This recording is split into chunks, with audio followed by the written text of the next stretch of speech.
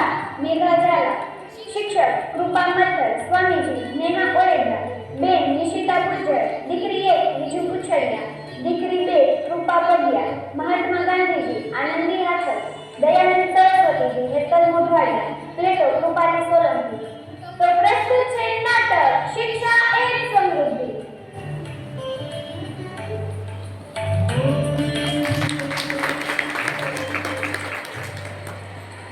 આવો આવો આવો. અરે આવી જાઓ. અરે વર્ષો જૂની ધર્મશાળા છે, વરસાદ પણ તમને અહીંયા નહીં ભીંજવે. અરે આવો આવો, આવી જાઓ. બેસો બેસો. હા વરસાદ જોવા જાય. આમાં ક્યાં વરસાદ જોવા જાતો? કઈ નહીં, એને ઉપર જ જોશું માં. એ હા જાઓ હો. એ બહુ આગળ જાતી રહી હો. એ હા. અરે તમે આવી ગયા. નમસ્કાર. આજનો આપણો વિષય છે દેશ. આપણો દેશ, મારો દેશ, તમારો દેશ. શું તમને એમ લાગે છે કે દેશભક્તિની વાતો તો આપણે ખૂબ સાંભળી છે? ફરી એ જ વાત? ના, વાત તો દેશભક્તિની જ છે, પણ અલગ.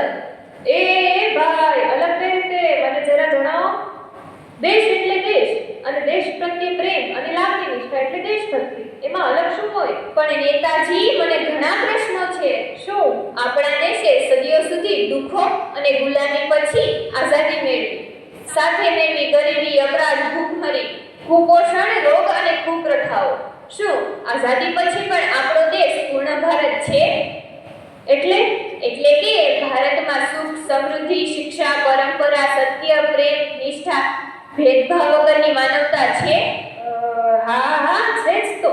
અરે નેતાજી, શું છે? કાંઈ નથી. અને સાવધાન હો, આ તમારો મંચ નથી કે તમે જનતાની સામે તમારી પાર્ટી પ્રવચનોની જેમ હાય કરો ને જૂઠા વચનો આપો. આ દેશમાં જો બધું વ્યવસ્થિત હોત તો આ રસ્તાઓ ખરાબ ના હોત, કાયદો અને વ્યવસ્થા કથળતી ના હોત, અપરાધો થયા ના હોત, અને અમીર ગરીબ બધાને સરખો ન્યાય મળતો હોત અને લાભો મળતા હોત. દેશમાં અમીર ગરીબ કે જાતિના નામે ભેદભાવ ના હોત. એટલે તમે કહેવા શું માંગો છો? એટલે એમ કે દેશમાં સારી વ્યવસ્થા હોય તો જગ્યાએ એટલા પાણી ના ભરાયા હોય, અને આપણે આટલા બધા લોકો અહીં ફસાયા ના હોય, સમયસર બધા ઘરે પહોંચી ગયા હોય. પણ તમે કેમ ફસાયા છો? આમાંથી કોઈ નથી ફસાય, બધા સારી જગ્યાએ છે, અને અહીં ખાવા પીવાની વ્યવસ્થા પણ ઉત્તમ છે. પણ આ બાળકોને લઈ સમયસર ઘરે તો પહોંચી ગયા હોત ને. અરે રે, આ કુદરત પાસે ક્યાં કોઈ ચાલે છે? કુદરત તો કુદરત છે.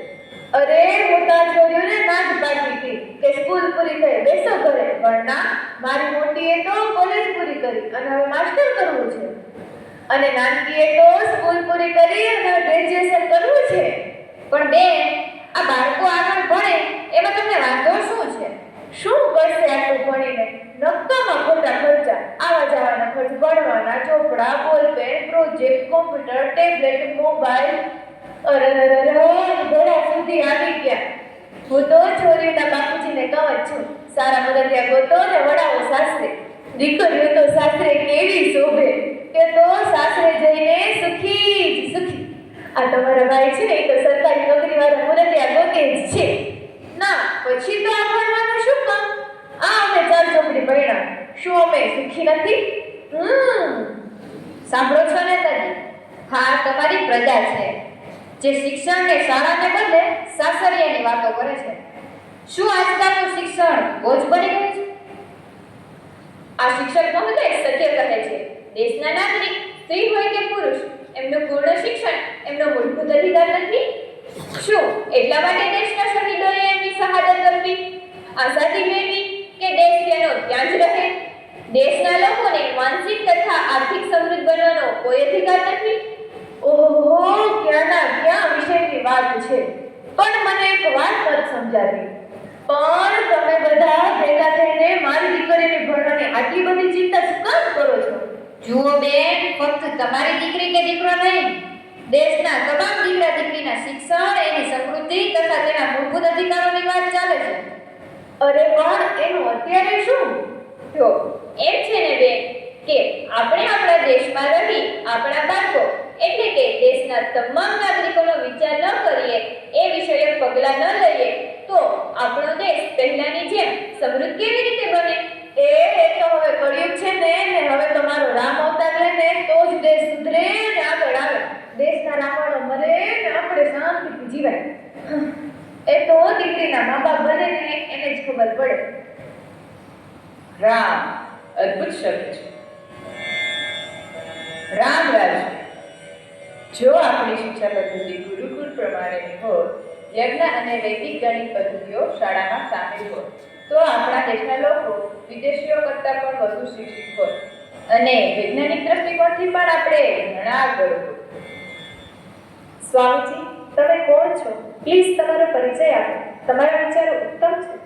હું તો એક આર્ય સમાજ મહર્ષિ દયાનંદ સરસ્વતીજીનો શિષ્ય છું. વાહ વાહ વાહ! મેં જ્યાં સુધી સાંભળ્યું છે, મહર્ષિ દયાનંદ સરસ્વતીજીના રાષ્ટ્ર નિર્માણ અને રાષ્ટ્રીય શિક્ષણના વિચારો ઉત્તમ છે. ફક્ત ઉત્તમ નહીં, સર્વશ્રેષ્ઠ છે. તેમના વિચારો મહદ અંશે અસ્તિત્વમાં પણ છે, જેના લીધે દેશમાં આજે પણ ગુરુકુળો અસ્તિત્વમાં છે. એમનો વિચાર હતો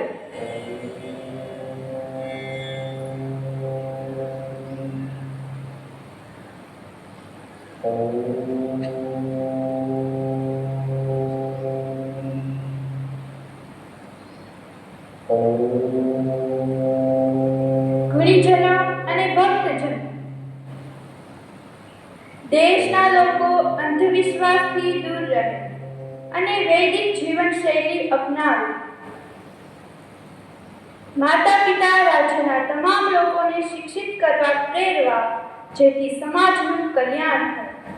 માતૃભાષા શિક્ષણની સાથે સાથે કલા કૌશલ્ય આધારે વ્યવસાયિક શિક્ષાને પ્રોત્સાહન આપો, જેથી દેશમાં સમાજમાં સમરસતા આવે અને રાષ્ટ્રવાદની સંભાવના લોકોમાં જાગૃત થાય. સર્વેનું કલ્યાણ થાય. કલ્યાણ.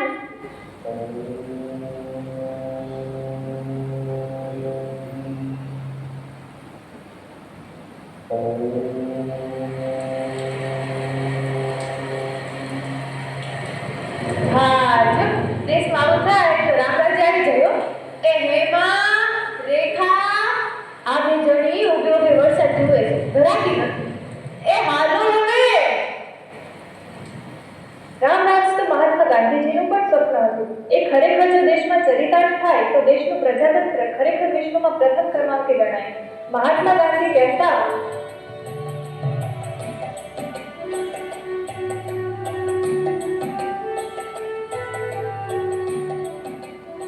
ભાઈઓ તથા બહેનો, આજે આપણે દેશના યુવાઓ વિશે વાત કરીશું.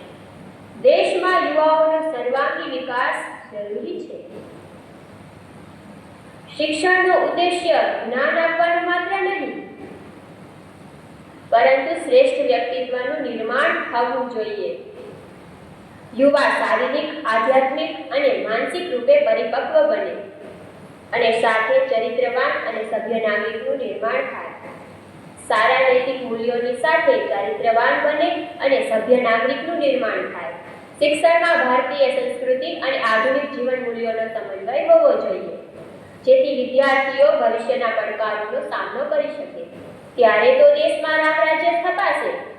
અને હા, રામ રાજ્યથી મારું તાત્પર્ય દિવ્ય રાજ છે, ઈશ્વરનું રાજ્ય છે. મારા માટે રામ, રહીમ એક જ દેવતા છે અને હું સત્ય અને ધર્મના એકમાત્ર ઈશ્વર સિવાય અન્ય બીજા ઈશ્વરને નથી માનતો.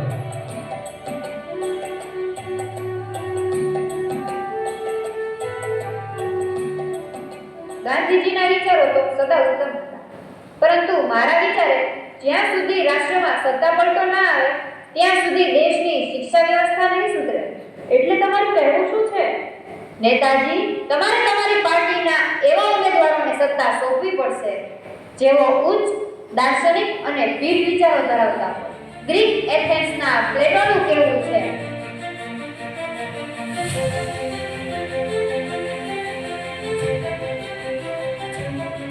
એથેન્સના લોકો એક આદર્શ રાજ્ય પર એ જ વ્યક્તિ શાસન કરી શકે જેની પાસે રાજનૈતિક કૌશલ્યની સાથે દાર્શનિક જ્ઞાન પણ તેઓ ન કેવળ બુદ્ધિમાન હોય છે પરંતુ વિશ્વાસ અને નૈતિક મૂલ્યોથી પરિપૂર્ણ હોય છે.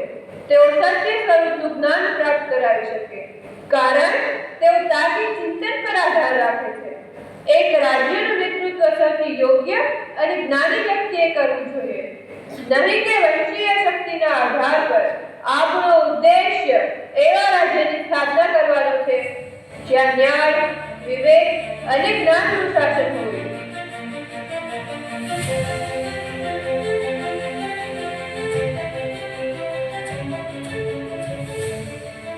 હા, પ્લેટોના વિચારો ઉત્તમ હતા અને છે, પરંતુ અમારો પક્ષ પણ યુવા ઉમેદવારો અને શિક્ષિત ઉમેદવારો પર ધ્યાન કેન્દ્રિત કરી રહ્યો છે. મને જુઓ, પોલિટિકલ સાયન્સ વિષય સાથે ગ્રેજ્યુએટ છું. તે સ્વામીજી, તમે કેટલું ભણ્યા? મેં સંસ્કૃતમાં MA કર્યું છે અને વેદ ઉપનિષદોમાં એક વિષય પર PhD કરી રહ્યો છું. તે માસ્ટર, તમે કેટલું ભણ્યા? અરે બેન, મેં BEd કર્યું છે. તે ભાઈ, તમે કોણ છો? તમે કેટલું ભણ્યા? અરે હું આ નાટકનો સૂત્રધાર. મેં નાટ્યશાસ્ત્રનો અભ્યાસ કર્યો છે અને આ નાટકનો રચયિતા હું છું. એટલે મુખ્ય વિચાર ભલે ડોક્ટર નાગર સાહેબનો છે, પણ આ મંચ પર મેં તમને બધાને સજીવ કર્યા છે બેન. એક જ વાર દેશનો સર્વાંગી વિકાસ, દેશની સમૃદ્ધિ, શિક્ષણ અને જ્ઞાનનું મહત્વ દેશમાં વધવું જોઈએ. સત્ય છે, આપણે મહાત્માઓના વિચાર છે. મારા તમારા વિચારો બધાએ સાંભળ્યા. તાત્પર્ય એક જ છે, દેશમાં શિક્ષા સર્વોપરી બને. એમ શિક્ષણ વધશે, સંસ્કાર વધશે, દેશની સંસ્કૃતિ સમજતા થશે તો જ માં ભારતીની સેવા ઉત્તમ થશે. દેશમાં વાણિજ્ય અને વિજ્ઞાનની નવી ઊંચાઈઓ પ્રાપ્ત થશે. હવે તો હું પણ મારી દીકરીઓને આગળ ભણાવીશ હો. મારો દેશ પહેલા. મમ્મી, આપણે આગળ ભણીશું ને? હા દીકરા, આ લોકોની આટલી વાત સાંભળ્યા પછી તો તમારે ભણવું જ જોઈએ. તે મમ્મી, અમે પણ ત્યાં ખાલી વરસાદ તો નહોતા જોતા, અહીંથી બધી જ જ્ઞાનની વાતો સાંભળતા હતા. અમે પણ દેશની આદર્શ નાગરિક બનીશું. વાહ દીકરીઓ વાહ, અને તમારી આવનારી પેઢીને પણ આગળ ભણાવજો હો બેટા. હા માં, એવું જ કરીશું. વાહ, કુદરતની મદદ. વરસાદ પણ હવે ધીમો પડતો જાય છે. આપણે હવે જોઈ શકીએ છીએ. આ ધર્મશાળા ના હો તો કોણ જાણે આપણે ક્યાં આશરો લે.